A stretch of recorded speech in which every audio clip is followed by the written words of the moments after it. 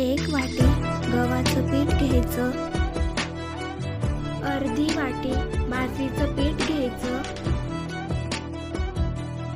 पाऊण वाटी डाळीचं पीठ घ्यायचं, भाजलेली जिरं ओवा पूड 2.5 चमचे घ्यायची, अर्धा चमचा हळद घ्यायची, 1 चमचा लाल तिखट घ्यायचं, लसूण मिरची कोथिंबीर पेस्ट टाकायची, 3 ते 4 चम्मच टाकायची, आपल्या आवडीनुसार मीठ टाकायचं, कापलेली कोथिंबीर टाकायची, दुधी भोपळा धुवून घ्यायचा, दुधी भोपळा गोड असेल तरच घ्यायचा,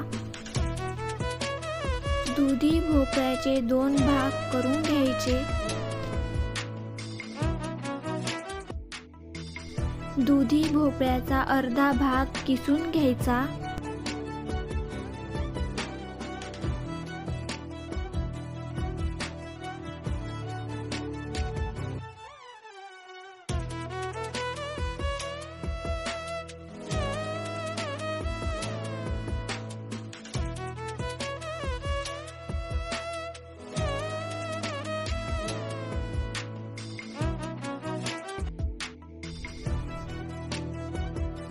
सर्व मिक्स करून घ्यायचं,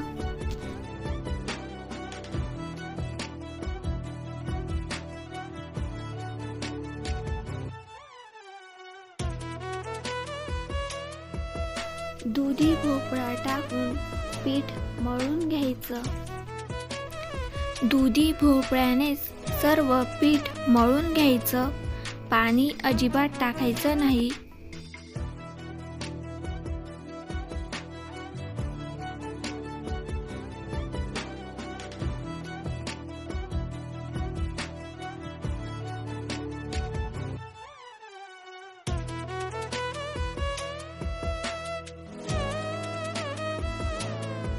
इथे मी अर्ध पीठ काढून घेते. अर्ध्या पिठाचं असं कडक पीठ मळून घ्यायचं दशमीसाठी. पिठाचा गोळा घ्यायचा, तो छान मळून घ्यायचा, त्याची लाटी तयार करून घ्यायची.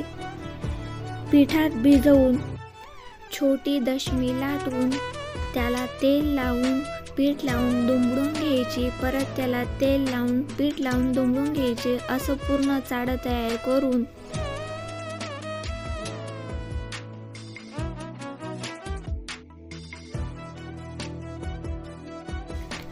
गोल दशमी लाटून घ्यायची.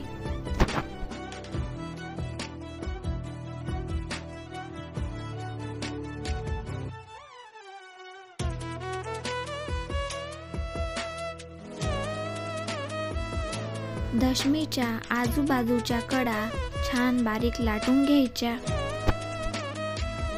तव्यावर दशमी टाकून एक साइड छान भाजून घ्यायची.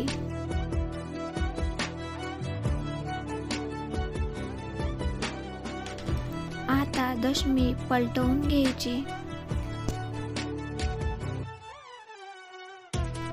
दुसरी साइड पण छान भाजून घ्यायची. दशमीला वरतून सर्वीकडे तेल लावून घ्यायचं. दशमी पलटवून दुसऱ्या बाजूला पण सर्वीकडे तेल लावून छान भाजून घ्यायची.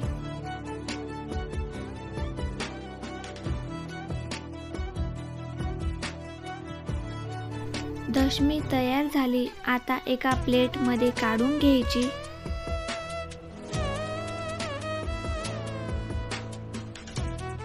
दशमी आता लोणचं आणि कापलेला कांदा यासोबत खायला तयार आहे.